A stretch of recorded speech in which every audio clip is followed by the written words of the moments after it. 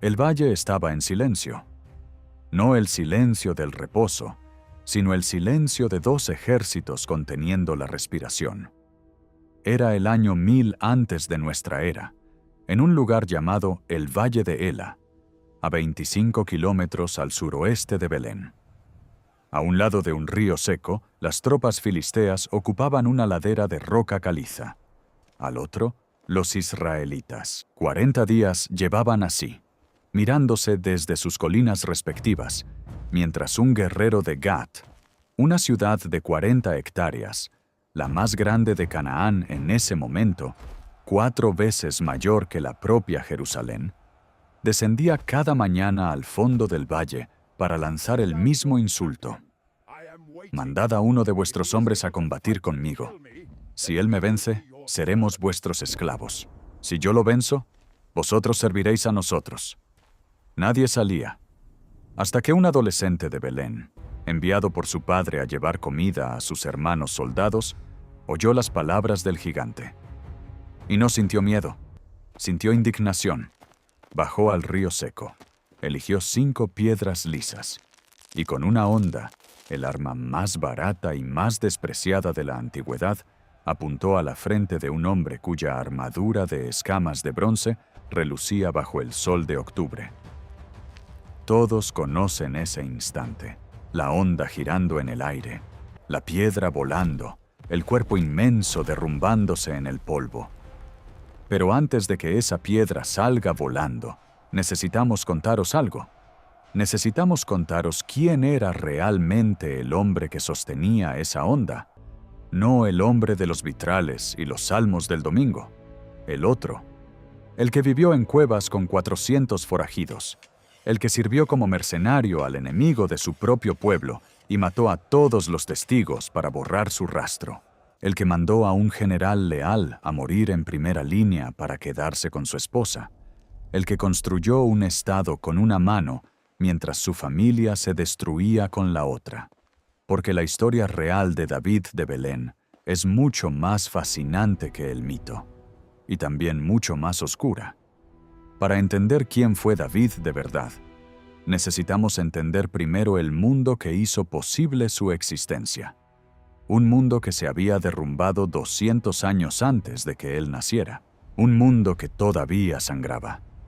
Era el año 1200 antes de nuestra era, y algo se rompió.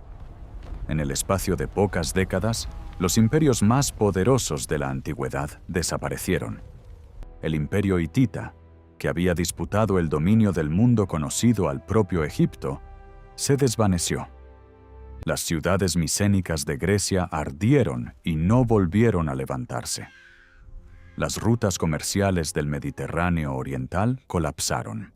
Los archivos de arcilla de Ugarit, en la costa siria, preservaron los últimos mensajes de una civilización agonizante. Los barcos del enemigo llegaron, las ciudades están en llamas, nos atacan por tierra y por mar.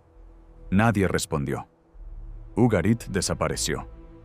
Los historiadores llaman a este periodo el colapso de la Edad del Bronce final. Sus causas exactas siguen debatiéndose. Sequías, migraciones, terremotos, revueltas internas, pandemias, o todo eso al mismo tiempo. Pero sus consecuencias son inequívocas. El mundo conocido dejó de existir. El imperio egipcio no fue destruido, pero se retiró. Egipto, que durante 2 siglos había gobernado Canaán con guarniciones y administradores, abandonó sus posiciones en el Levante. Ramsés III repelió a los llamados pueblos del mar en batalla naval hacia 1177 antes de nuestra era, y Egipto sobrevivió, pero nunca volvió a ser la potencia que dominó Canaán. 2 siglos de presencia imperial sobre la tierra, entre el Jordán y el mar, llegaron a su fin. Y donde los grandes imperios se retiran, los espacios vacíos invitan a algo nuevo. Para que David pudiera existir, 5 fuerzas debían converger. Y convergieron. El primer pilar era el vacío imperial. Sin el imperio hitita, sin presencia egipcia en Canaán, sin ningún poder regional dominante, El levante era tierra de nadie para el poder. El primero que lo llenara con estructura propia se quedaría con él. El segundo pilar era la amenaza filistea. Los filisteos, instalados en la costa sur desde el siglo XII, disponían de metalurgia de hierro y organización militar superiores. Sus ciudades crecían. Gat, la ciudad de Goliat, llegó a 40 hectáreas, mayor que cualquier ciudad israelita de la época. El peligro no era abstracto, era geográfico, inmediato y sin solución a la vista. El tercer pilar era la fragmentación israelita. 12 tribus que compartían un dios y un origen, pero sin capital común, sin ejército unificado, sin mecanismo de decisión colectiva. El libro de los jueces lo resume en una frase que sus propios autores eligieron como epitafio de toda una era. En aquellos días no había rey en Israel. Cada uno hacía lo que le parecía bien a sus ojos. El cuarto pilar era el fracaso de Saúl. El primer rey de Israel había unificado parcialmente a las tribus, pero no había podido construir instituciones duraderas, ni una capital que perteneciera a todos, ni un mecanismo de sucesión que sobreviviera a su propio cuerpo. Y en algún momento de su reinado, algo más oscuro se instaló en él. Los textos hebreos lo describen como un espíritu maligno que lo perturbaba.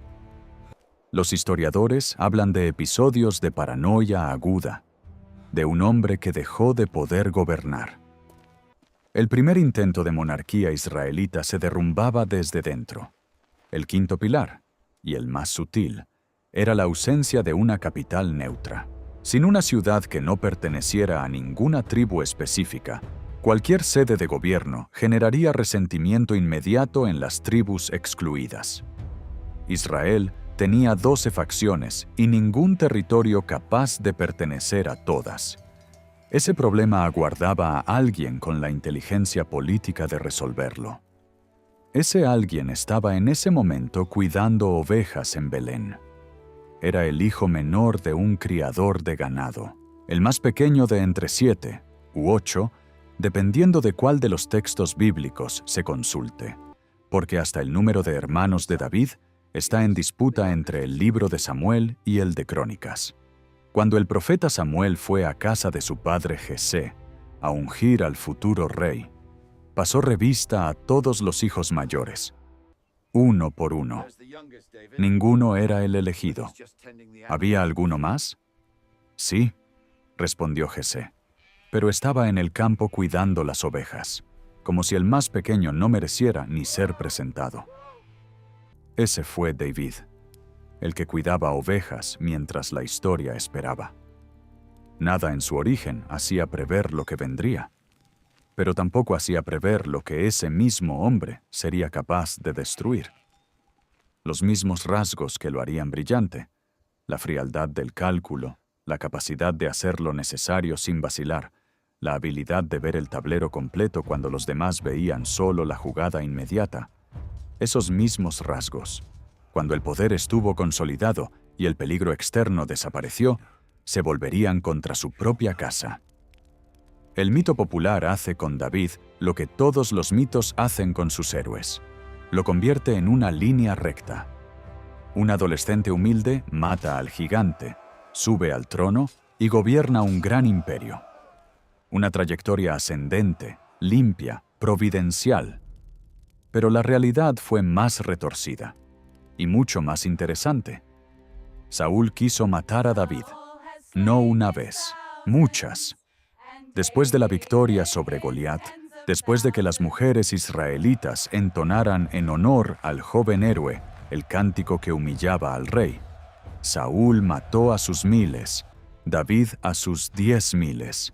El rey sintió algo que los textos llaman celos, pero que era más parecido al terror.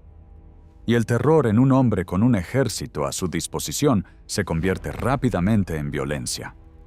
David huyó, se fue al desierto de Judá, ese laberinto de barrancos calcáreos al este de Belén, donde las temperaturas superan los 40 grados en verano y las noches son de frío cortante, donde el silencio es tan absoluto que se oye el viento entre las piedras. Y allí, en cuevas como la de Adullam, reunió a 400 hombres, después 600.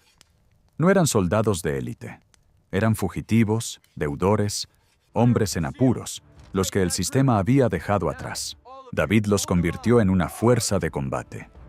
Y aquí es donde la historia se complica de formas que los vitrales de las iglesias no muestran. Perseguido por Saúl, sin territorio propio, sin recursos para mantener a sus hombres, David tomó una decisión pragmática y brutal. Se puso al servicio del rey filisteo Aquis de Gat, el mismo pueblo que había enviado a Goliat, el enemigo por antonomasia de Israel. David se convirtió en su mercenario. El texto bíblico lo describe sin eufemismos. Aquis le dio la ciudad de Siclac como base de operaciones. Desde allí, David realizaba razias. Atacaba a los gesuritas, los girsitas, los amalecitas, pueblos fronterizos al sur. Mataba a todos los supervivientes para no dejar testigos. Y cuando Aquis le preguntaba dónde había atacado, David mentía. Decía que había arrasado el Negev de Judá, fingiendo traicionar a su propio pueblo, cuando en realidad no lo hacía. Disimulación sistemática en 2 niveles. Masacre de poblaciones fronterizas para borrar rastros. Construcción de una fachada de traición que nunca existió. Este era el futuro rey ungido de Israel a los 30 años. No un héroe de relato infantil. Un operador extraordinariamente frío que sobrevivía en los márgenes del poder, usando exactamente las herramientas que tenía disponibles. Y entonces, la guerra hizo lo que David no podía hacer por sí solo. En el año 1010 antes de nuestra era, Saúl y sus hijos murieron en batalla contra los filisteos en el monte Gilboa. Su armadura fue llevada como trofeo al templo de Astarte en Bet-San. Un detalle confirmado por los arqueólogos, que han encontrado restos de un templo cananeo del siglo XI antes de nuestra era en ese lugar exacto.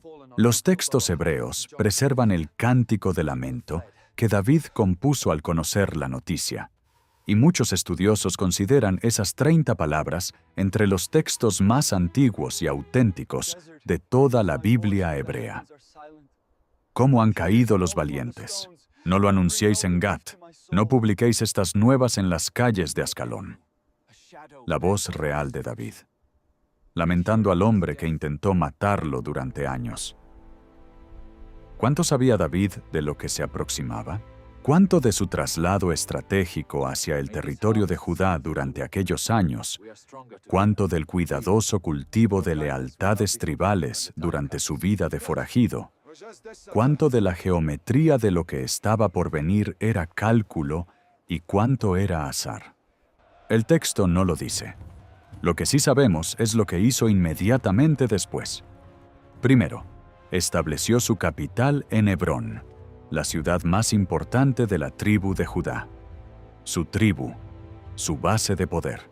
Allí consolidó lo que ya tenía antes de extenderse hacia el norte. Durante 7 años y medio, gobernó únicamente el sur, mientras en el norte los restos del régimen de Saúl instalaban como rey a Is-Boset, cuyo nombre original, Esh-Baal, llevaba grabado el nombre del dios cananeo Baal. Un detalle que revela cuánto más porosa era en la práctica la frontera religiosa de lo que la Biblia editada sugiere. Hubo guerra civil entre las casas de David e Is-Boset. Años de conflicto de desgaste. Cuando el general Abner, el pilar militar del régimen del norte, rompió con Is-Boset y comenzó a negociar su incorporación al proyecto davídico, el general Joab, sobrino de David, lo mató. Por venganza personal. Abner había matado al hermano de Joab en combate. David montó una actuación pública de duelo que fue, simultáneamente, sincera y perfectamente calculada. Se negó a comer el día del funeral de Abner. Lloró sobre su tumba. Dijo ante todo el pueblo del norte: «Yo no quise esto». El norte prefirió creerle. Poco después, Isboset fue asesinado en su cama por 2 de sus propios oficiales. David ordenó ejecutarlos. Al hombre al que convenía ser visto como inocente de la muerte de sus rivales, le convenía ejecutar a quienes los mataban. Y así los ancianos de todas las tribus de Israel llegaron a Hebrón y ungieron a David rey de todo el país. Tenía 37 años. Llevaba 7 años y medio jugando el juego más largo del mundo antiguo. Y entonces tomó la decisión más inteligente de toda su carrera política. No se quedó en Hebrón. En la cadena montañosa central de Canaán, entre los territorios del norte y del sur, existía una pequeña ciudad jebusea que no pertenecía a ninguna tribu israelita. Se llamaba Jerusalén. Estaba sobre una colina estrecha de apenas 4 a 6 hectáreas de área habitable. Su única fuente de agua era el manantial de Gijón, en la ladera oriental. Y era exactamente lo que David necesitaba: una capital que no fuera de nadie, para que pudiera ser de todos. Sus defensores se burlaron cuando David llegó. Hasta los ciegos y los cojos te rechazarán. Joab entró a la ciudad por lo que el texto llama el Tzinor, probablemente algún sistema de agua, aunque los arqueólogos todavía debaten el significado exacto de ese término hebreo, y tomó la fortaleza desde dentro. David la llamó la ciudad de David. Y entonces hizo algo que ningún ejército habría podido hacer por sí solo: llevó la religión allí. El Arca de la Alianza, el cofre sagrado que según la tradición contenía las tablas de la ley, llevaba décadas en el olvido. Los filisteos la habían capturado. La habían devuelto después de 7 meses porque sus ciudades sufrían plagas inexplicables. Había estado guardada en Kiriat Jearim, cubierta por una cortina, sin culto activo, durante 20 años. El objeto mismo era extraordinario. Un cofre de madera de acacia revestido de oro puro por dentro y por fuera, del tamaño de un baúl que 2 hombres podían cargar en hombros. Sobre su tapa de oro, llamada Caporet, el propiciatorio, se erguían 2 querubines de oro batido, con las alas abiertas el uno hacia el otro y los rostros inclinados hacia abajo, hacia la tapa. Era transportado en hombros de sacerdotes mediante varas de acacia recubiertas de oro, insertadas en argolas en sus 4 esquinas inferiores. Las varas no se retiraban nunca. Un cofre dorado coronado por 2 figuras aladas, flotando sobre los hombros de hombres que no podían tocarlo bajo pena de muerte. David intentó llevarlo a Jerusalén. El primer intento terminó en catástrofe. Un hombre llamado Uzá, uno de los conductores, tocó el arca para evitar que cayera de la carreta. Sí, una carreta, el mismo método que los filisteos habían usado cuando la devolvieron, que David copió inadvertidamente del enemigo en lugar de seguir la ley mosaica que ordenaba transportarla en hombros de levitas con varas de acacia. Y murió en el acto. Aterrado y furioso a la vez, David depositó el arca en casa del primero que encontró, un hombre de Gat, de la ciudad del enemigo. El objeto más sagrado de Israel custodiado durante 3 meses por un filisteo. Cuando llegó la noticia de que ese hombre y toda su casa habían sido bendecidos por causa del arca, David retomó el traslado. Esta vez correctamente, los levitas cargando sobre sus hombros sacrificios cada 6 pasos. Y David danzó delante del arca con toda su fuerza, con un simple efod de lino, en medio del pueblo, sin las vestiduras de rey. Su esposa Mical, hija de Saúl, instrumento político, mujer arrancada de otro hombre para ser devuelta a David como gesto de legitimidad dinástica, lo observó desde una ventana y lo despreció en su corazón. El texto bíblico cierra el arco de Mical con una sola frase. Mical, hija de Saúl, no tuvo hijos hasta el día de su muerte. En el Oriente Próximo antiguo, morir sin descendencia era la muerte definitiva. Con la capital establecida, el símbolo religioso centralizado y las alianzas en marcha, David construyó un estado. Venció a los filisteos de forma tan decisiva que nunca volvieron a ser una amenaza existencial para Israel. Derrotó a moabitas, edomitas, amalecitas, amonitas y sirios. El rey Hiram de Tiro, ciudad fenicia con registro arqueológico independiente, envió cedros del Líbano y constructores especializados para el Palacio Real de Jerusalén. Que un rey fenicio establecido enviara materiales y artesanos significaba algo fundamental. Reconocía a David como igual, como soberano legítimo de un territorio organizado. ¿Qué tan grande era ese territorio? Aquí es donde la historia real y el mito se separan de forma irreversible. La narrativa bíblica insinúa un reino que se extendía desde el Éufrates hasta el río de Egipto, el Wadi el Arish, en el noreste del Sinaí, no el Nilo, como a veces se confunde. Esa descripción en toda su extensión pertenece al reinado de Salomón, el hijo de David, según los propios textos de los reyes. En el caso de David, lo que la arqueología revela es más modesto. Israel Finkelstein, arqueólogo de la Universidad de Tel Aviv, ha dedicado décadas a construir el argumento más incómodo del debate académico moderno. El Jerusalén de David en torno al año 1000 antes de nuestra era era una pequeña ciudad de 500 a 2000 habitantes en una colina de 4 hectáreas. Una jefatura tribal en las colinas de Judea, dice, no un imperio. Y la narrativa bíblica que la glorifica fue escrita siglos después, durante el reinado de Josías en el siglo VII antes de nuestra era, cuando los escribas proyectaban hacia el pasado la grandeza que aspiraban para su presente. ¿Estaba Finkelstein en lo correcto? La respuesta honesta es, en parte. La ciudad de David era modesta por cualquier estándar regional.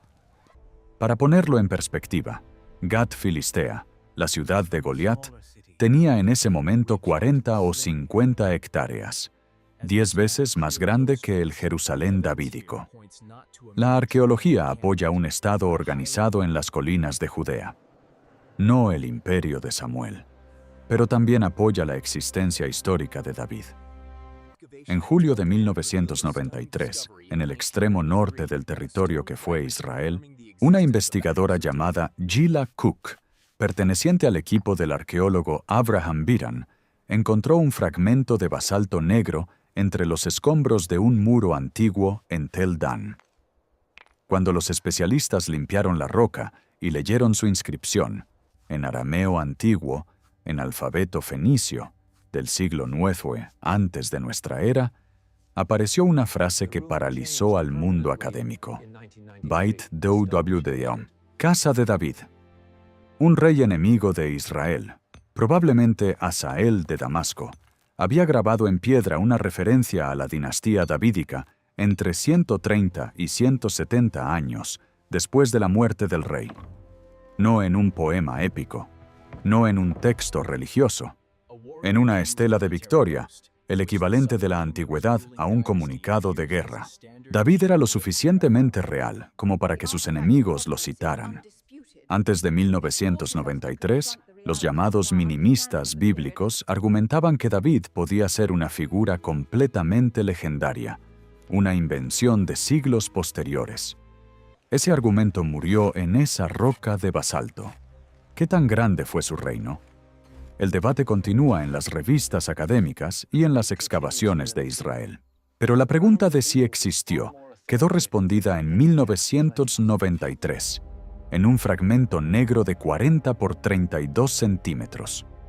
En torno al año 990, antes de nuestra era, los ejércitos de David sitiaban Rabá, la capital del reino de Amón, donde hoy se levanta la ciudad de Amán en Jordania. David no estaba allí. Estaba en el tejado de su palacio, en lo más alto del Ofel, desde donde se dominaba con la vista toda Jerusalén. Y desde esa altura vio a una mujer que se bañaba. El texto bíblico es escueto hasta hacerle daño. David preguntó quién era. Le dijeron, Betsabé, hija de Eliam, esposa de Urías el hitita. David la mandó llamar. Ella vino, durmió con ella, y ella quedó embarazada. Urías era un hitita de nombre extranjero en el ejército de David, uno de sus 37 guerreros de élite.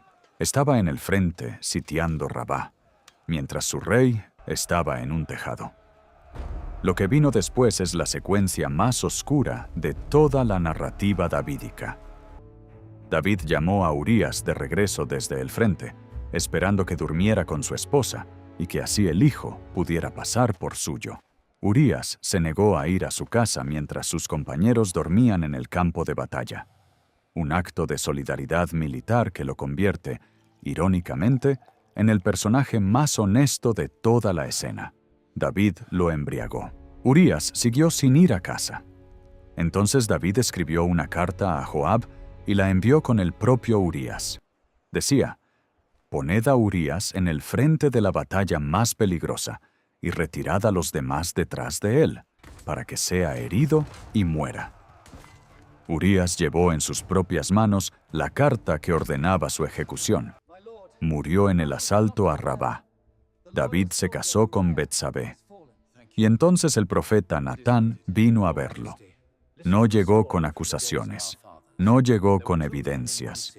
Llegó con una historia. Habló de un hombre rico con muchos rebaños que, cuando tuvo un invitado en casa, en lugar de matar uno de sus propios animales, tomó la única oveja de un hombre pobre, su tesoro, su compañera, casi su hija, y la mató para la cena. David escuchó y ardió de indignación. «Ese hombre merece morir». Natán lo miró. «Tú eres ese hombre». El Salmo 51, que la tradición asocia a ese momento, preserva lo que puede ser la voz más auténtica del rey. «Crea en mí, oh Dios, un corazón limpio. Renueva en mí un espíritu recto». El autoexamen de culpa más intenso de la literatura antigua. El hijo de Betsabé murió. El siguiente hijo de Betsabé se llamó Salomón. Y la casa de David nunca volvió a ser estable. Fue como si las palabras de Natán se cumplieran en tiempo real. «La espada no se apartará de tu casa». El hijo mayor de David, Amnón, se enamoró de su media hermana Tamar. Fingió estar enfermo. Consiguió que el propio David, sin saber lo que tramaba su hijo, enviara a Tamar a la casa de Amnón para cuidarlo. Y allí, Amnón la violó y la expulsó. Tamar salió con ceniza en la cabeza y la túnica rasgada, llorando en voz alta. David lo supo. Los textos dicen que se enojó muchísimo, pero no hizo nada. El rey que había mandado a Urías al frente para encubrir su propio pecado no fue capaz de hacer justicia por su propia hija. Absalón, hermano de Tamar, esperó 2 años. Entonces organizó un banquete en la esquila de sus ovejas, invitó a todos sus hermanos, y cuando Amnón estaba borracho, ordenó a sus sirvientes que lo mataran. Después, huyó al reino de Jesur, un pequeño reino arameo en las colinas del Golán, al este del mar de Galilea, donde reinaba su abuelo materno, y allí permaneció 3 años, fuera del alcance jurisdiccional de David, bajo protección familiar. ¿Podría David haber roto el ciclo en ese momento? ¿Haber ido a buscar a su hijo? ¿Haber nombrado a Amnón culpable en vida de Absalón? ¿Haber cerrado la herida antes de que se infectara? El texto no lo dice. Lo que sí dice es lo que hizo el general Joab. Contrató a una mujer sabia de la ciudad de Tecoa para que se presentara ante David con una historia fabricada. Una viuda con un único hijo superviviente que había matado a su hermano y cuya familia exigía ahora su ejecución, lo que extinguiría para siempre la descendencia del marido muerto. David, con la lógica del rey que juzga los casos de otros, pronunció misericordia para la viuda imaginaria. Y Joab aplicó el principio en el acto. Si el rey tiene misericordia para una viuda extraña, ¿por qué no la tiene para su propio hijo? Era el mismo mecanismo narrativo que Natán había usado con Betsabé. Una historia de terceros que hacía al rey condenarse o absolverse a sí mismo sin darse cuenta. David cedió. Absalón regresó a Jerusalén, y durante 2 años, el rey se negó a verlo. Absalón, el príncipe más hermoso de Israel, cuyo cabello era tan abundante que cuando lo cortaban una vez al año, el pelo retirado pesaba cerca de 2 kilos, un detalle de especificidad tan extraordinaria que sugiere una fuente cercana a los eventos. Se desesperó ante el silencio paterno. Mandó a sus sirvientes que prendieran fuego al campo de cebada del general Joab para obligarlo a comparecer. Joab fue. Intercedió. David finalmente recibió a su hijo y lo besó. Pero el texto no registra ninguna conversación sustancial entre padre e hijo en ese encuentro. Solo un beso. Y el silencio. El silencio entre ellos fue el anuncio de lo que vendría. ¿Cuándo se da cuenta un padre de que ya ha perdido a su hijo? Cuando lo ve apostado cada mañana ante las puertas de la ciudad que él construyó, robando los corazones de sus súbditos uno a uno. Durante 4 años, Absalón se apostó a las puertas de Jerusalén cada mañana. Paraba a cada hombre que venía a buscar justicia del rey, escuchaba su caso y decía: «Tienes razón, pero el rey no va a hacerte caso. Si yo fuera juez en este país, cada uno tendría justicia». Los textos dicen que robaba los corazones de los israelitas. Y entonces Absalón fue a Hebrón, la ciudad donde David había sido ungido rey por primera vez, el símbolo inaugural de su propia monarquía, y desde allí se proclamó rey. La elección del lugar no fue casual. Era una declaración. El hijo restauraba lo que el padre había corrompido, volviendo al origen del poder davídico para negarle la legitimidad al presente. David huyó de Jerusalén. El hombre que había tomado la ciudad Jebusea, que la había convertido en capital del mundo que conocía, salía de esa misma ciudad a pie, descalzo, con la cabeza cubierta, llorando. Sus siervos más leales a su lado, sus concubinas dejadas atrás para custodiar el palacio. Su consejero más brillante, Ahitofel, cuya sabiduría el texto compara con consultar directamente al oráculo divino, se había pasado al bando de Absalón. Ahitofel tenía un plan que habría terminado con David en días: atacar esa misma noche, antes de que el rey pudiera reorganizarse, con 12,000 hombres escogidos. Era el plan correcto.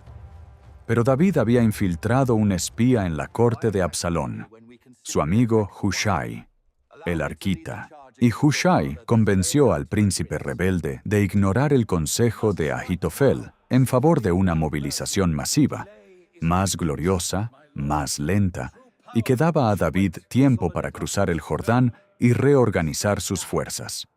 Cuando Ahitofel vio que su consejo había sido rechazado, fue a su ciudad. Puso en orden sus asuntos, escribió su testamento y se ahorcó.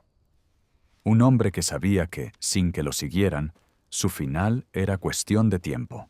Los textos lo describen con una frialdad que hace que la escena sea todavía más perturbadora. Selló su asno, se levantó, fue a su casa y su ciudad, puso su casa en orden y se ahorcó. Sin drama, sin gritos, el procedimiento metódico de alguien que acepta la aritmética del poder.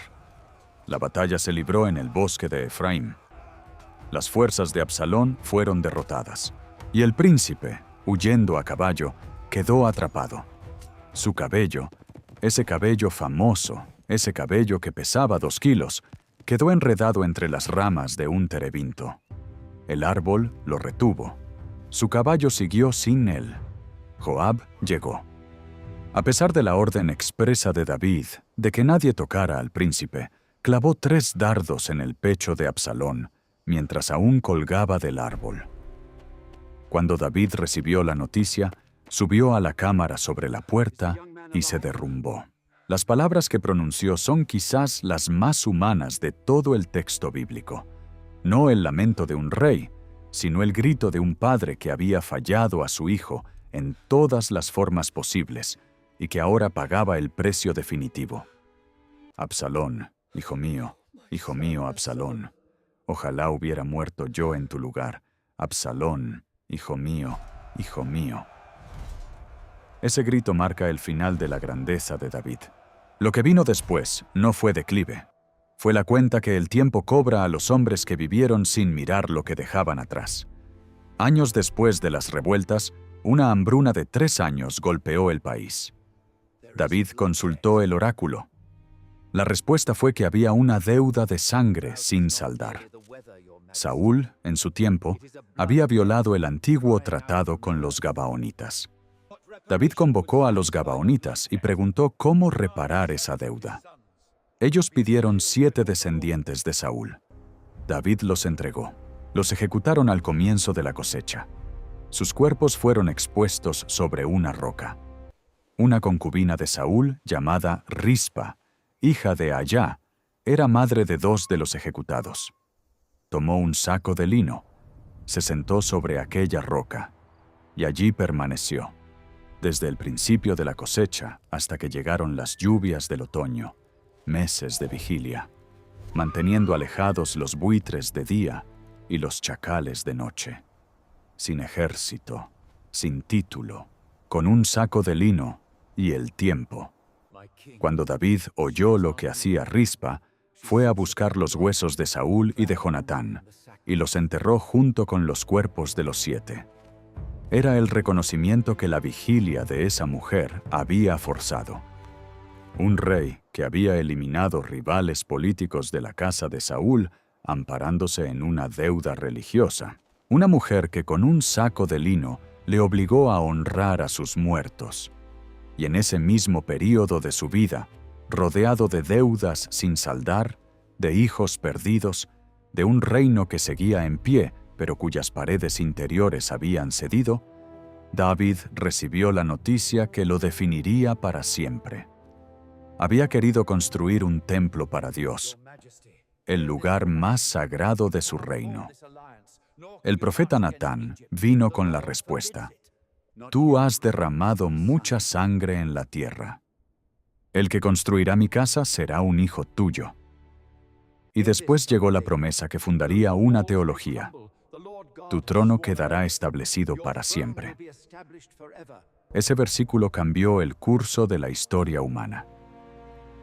El rito de la unción, el aceite de oliva vertido sobre la cabeza de un hombre para convertirlo en rey, no era universal en el Oriente Próximo antiguo.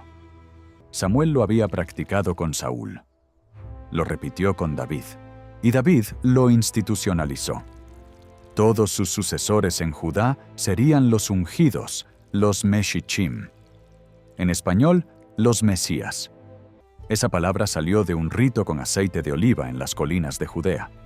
Se convirtió en categoría teológica durante el exilio babilónico, cuando los judíos sin rey y sin templo esperaban un nuevo rey davídico que los restaurara.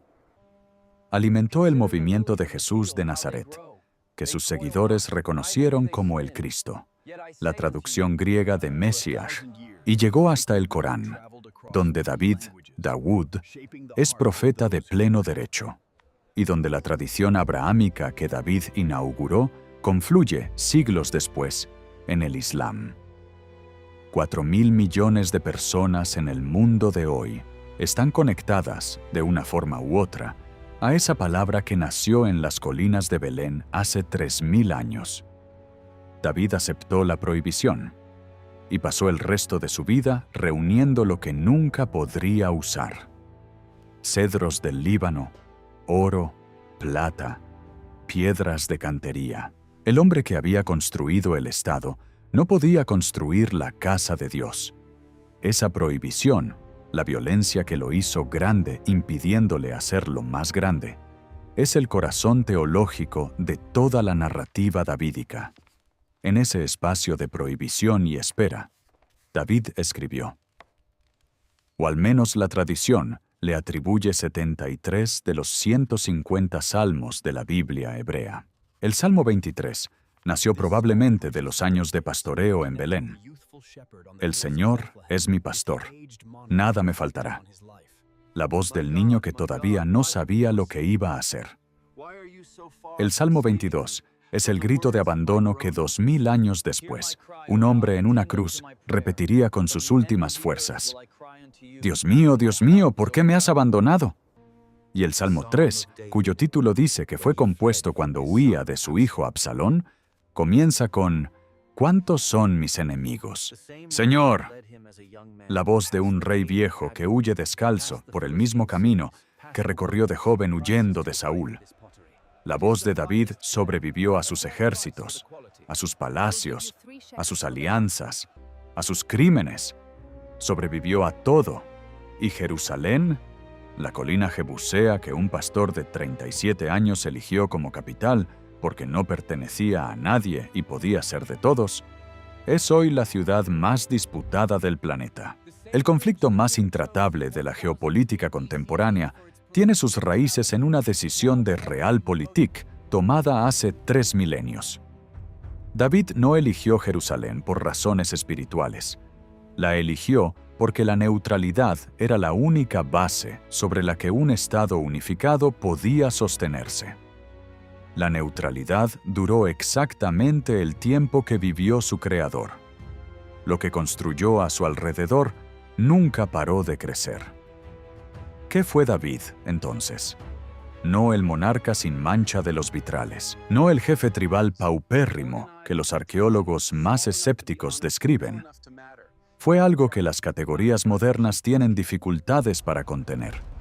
Un hombre de inteligencia política extraordinaria que operó en el único momento histórico en que las condiciones del Levante permitían que alguien así emergiera, y que llevaba dentro de sí, en la misma fibra que lo hizo grande, la semilla de todo lo que destruyó.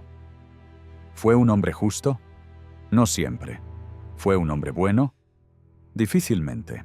Fue un padre que falló a sus hijos con consecuencias catastróficas. Fue un líder capaz de mandar a un general leal al frente para encubrir su propio adulterio. Fue un mercenario que sirvió al enemigo de su pueblo mientras construía en secreto las bases para traicionarlo.